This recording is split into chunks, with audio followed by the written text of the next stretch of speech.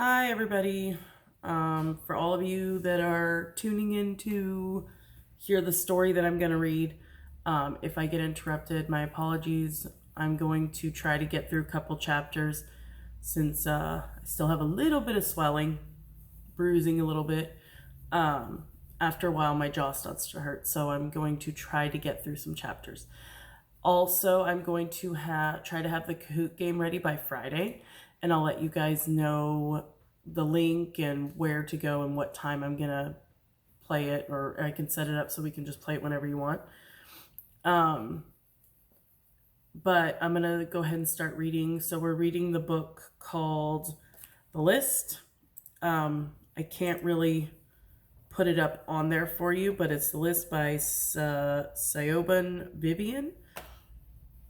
Sounds like it's a cool book, but you can just listen. If you really, really are into it, you can go ahead and, buy it yourself or whatever. But I'm just going to read it to you guys, and then we'll have little discussions below if you want. This is all completely optional. Right? So, it starts with a prologue, prelude, whatever you want to call it. And I'm going to go ahead and read it now. Okay. For as long as anyone can remember, the students of Mount Washington High have arrived at school on the last Monday in September to find a list naming the prettiest and the ugliest girl in each grade. This year will be no different. Roughly 400 copies of the list currently hang in locations of varying suspiciousness. One is taped above the urinal in the first floor boys' bathroom. One covers the just announced cast for the full drama production of Pennies from Heaven. One is tucked between pamphlets for dating, violence, and depression in the nurse's office. The list is affixed to the locker doors, slipped inside classrooms, desks, stapled to the bulletin boards. The bottom right corner of each copy has been dimpled by an embossing stamp, leaving behind the scar of Mount Washington High, rendered as a line drawing. Before the indoor pool, the new gymnasium, and the wing of high-tech science labs were added, the stamp had certified every graduation diploma before it was stolen from the principal's desk drawer decades ago. It is now a piece of mythic contraband used to discourage copycats or competitors. No one knows for sure who authors the list each year, or how the responsibility is passed along, but secrecy has not impeded tradition. If anything, the guaranteed anonymity makes the judgments of the list appear more absolute and impartial, unbiased. And so with every new list, the labels that normally slice and dice the girls of Mount Washington High into a billion different distinctions, posers, populars, users, losers, social climbers, athletes, airheads, good girls, bad girls, girly girls, guys, girls, sluts, closet sluts, born-again virgins, prudes, overachievers, slackers, stoners, outcasts, originals, geeks, and freaks, to name just a few, will melt away. This list is refreshing in that sense. It can reduce an entire female population down to 3 clear-cut groups: prettiest, ugliest, and everyone else. This morning before the first homeroom bell, every girl at Mount Rushmore will learn if her name is on the list or not. The ones who aren't will wonder what the experience, good or bad, might have been like. The 8 girls who are won't have a choice. So I'm going to show you the list real quick. Oops. Let me rotate this. So I'm going to show you the list. This is what it looks like. That's the one they're talking about. And then there's the little embroidered part right there. That's what they're talking about with the embroidered part. We don't have that at our school because, well, most don't anymore, because they just order they order their papers, their graduation slips online and have them sent to them, so they don't usually have that. Okay, next page.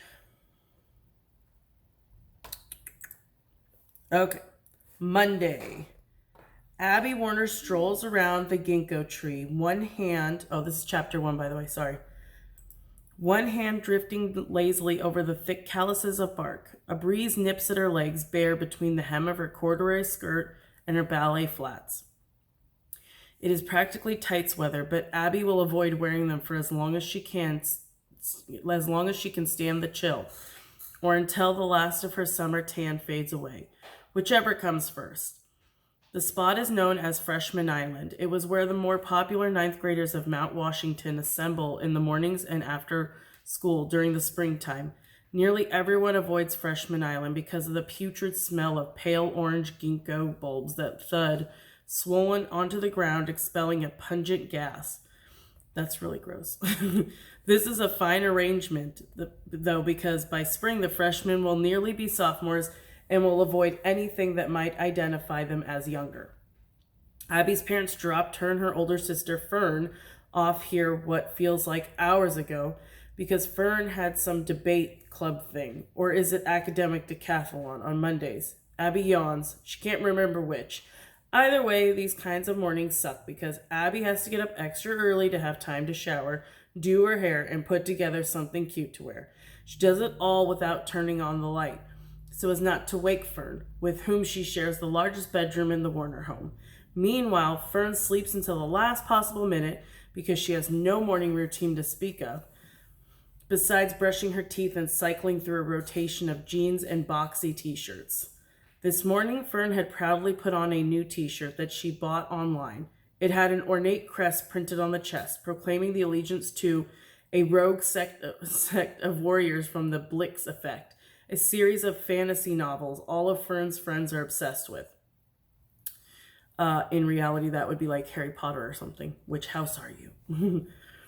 And in the car, Fern had asked Abby to give her 2 French braids, one on each side of her head, like the ones the female main character in the Blix Effects wears into battle.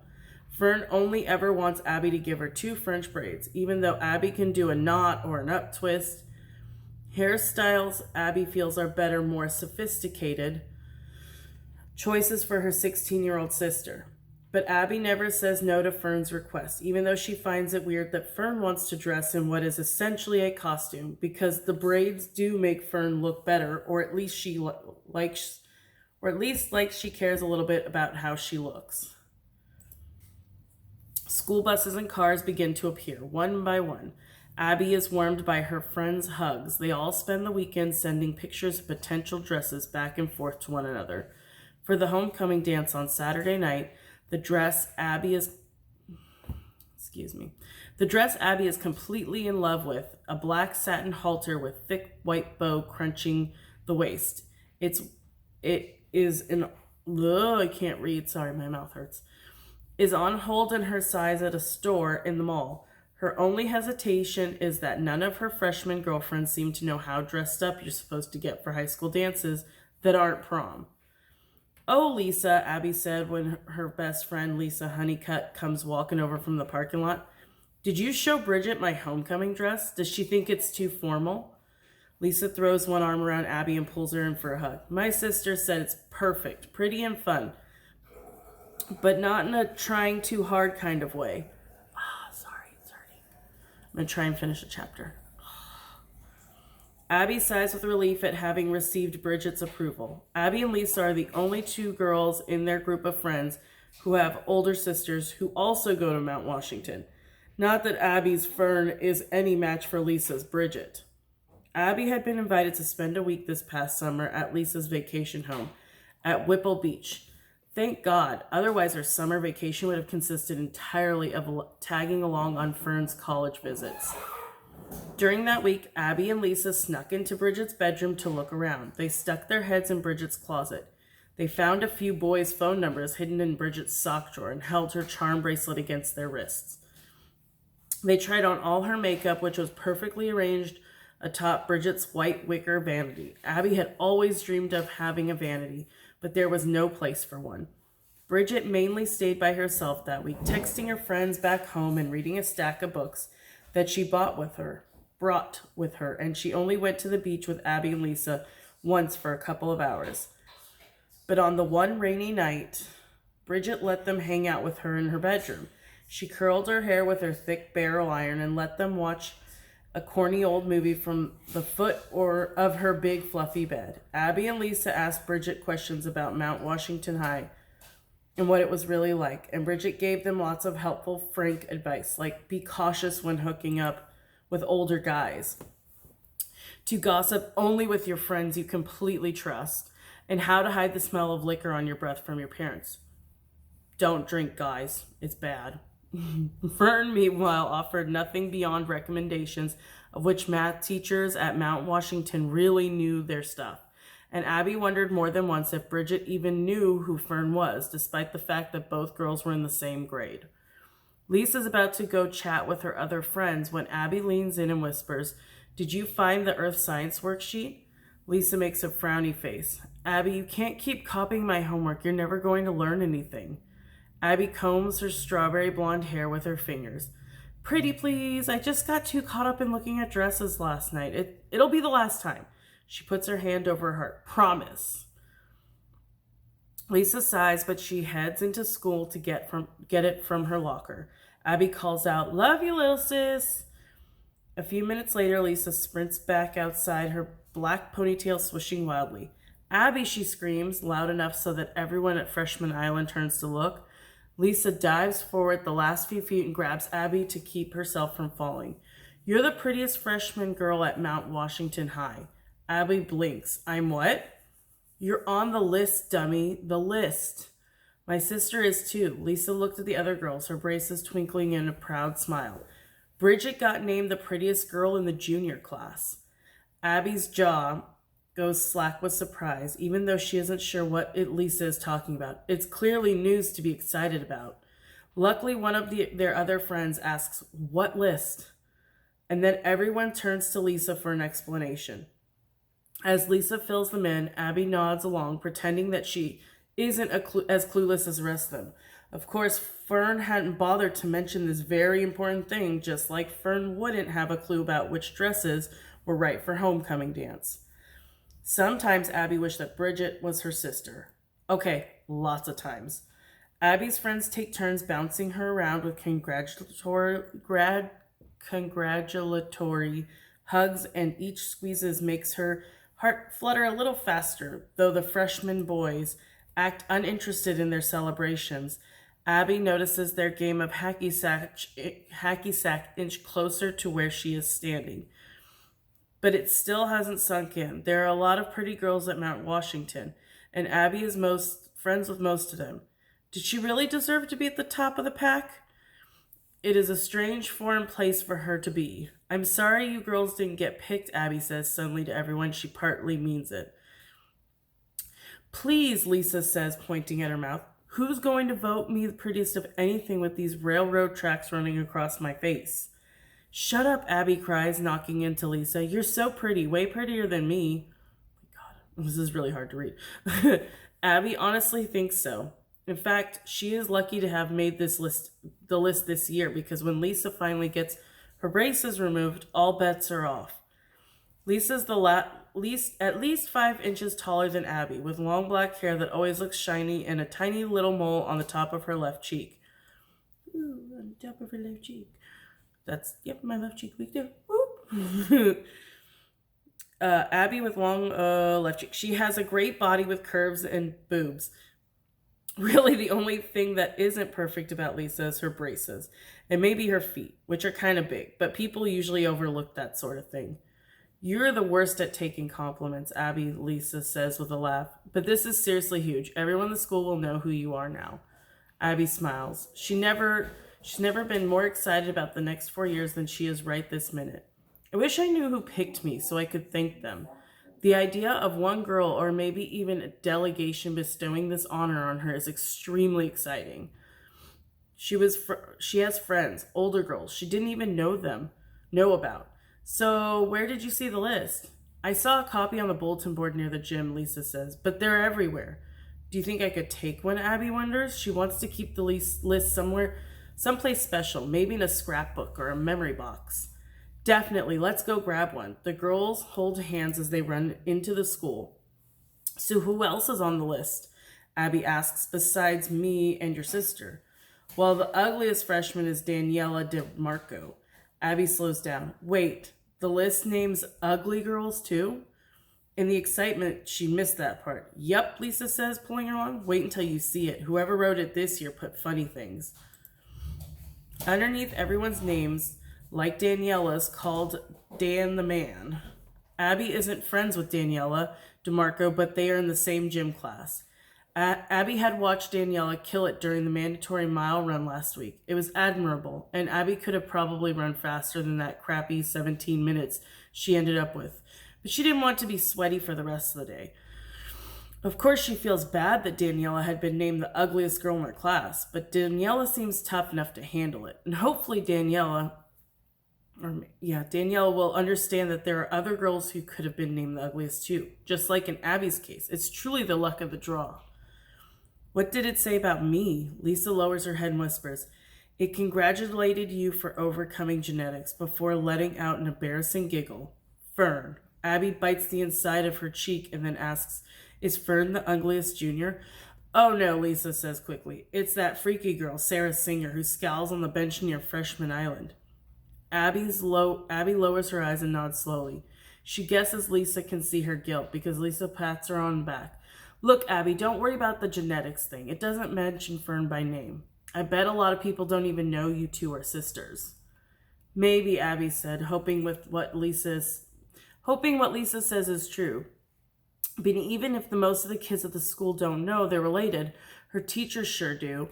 It's been one of the worst things about going to Mount Washington, watching her teachers realize after the first week or so that Abby is nowhere near as smart as Fern.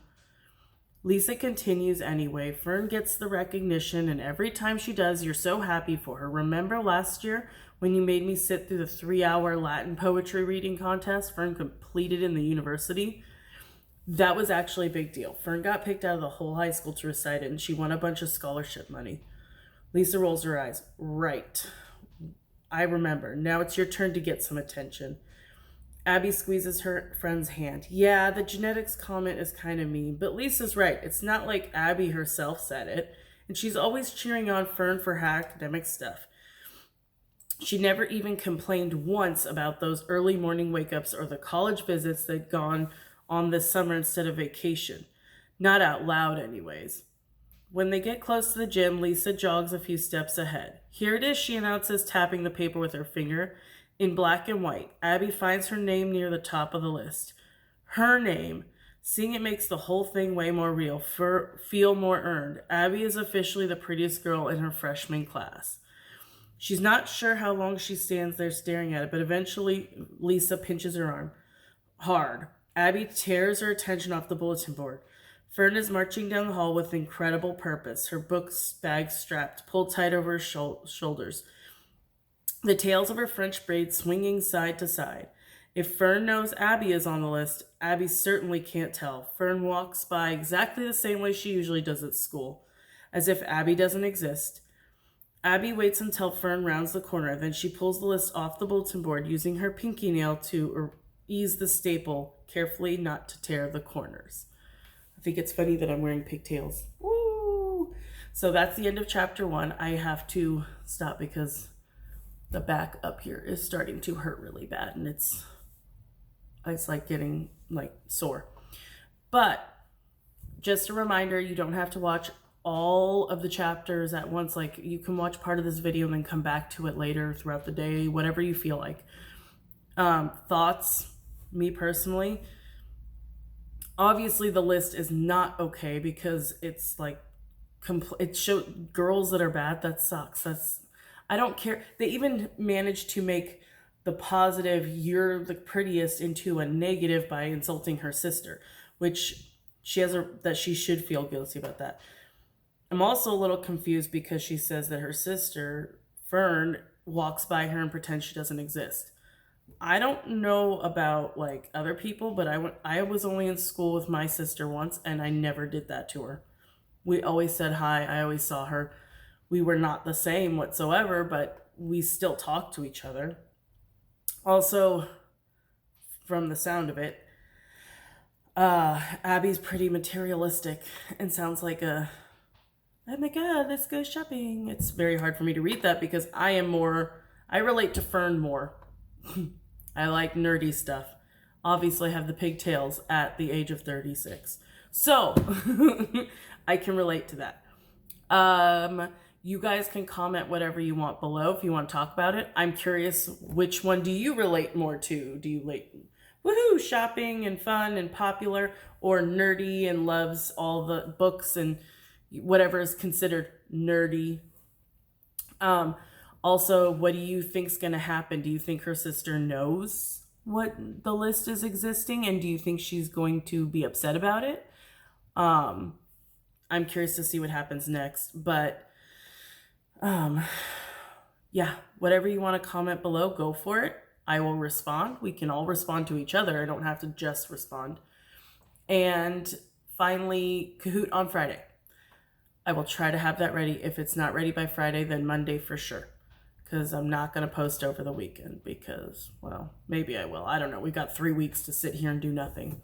So have a good rest of your night. And hopefully you guys aren't too bored. And I'm trying to make it a little bit better for you. Okay, I'll see you tomorrow. Chapter 2, maybe 3. Bye.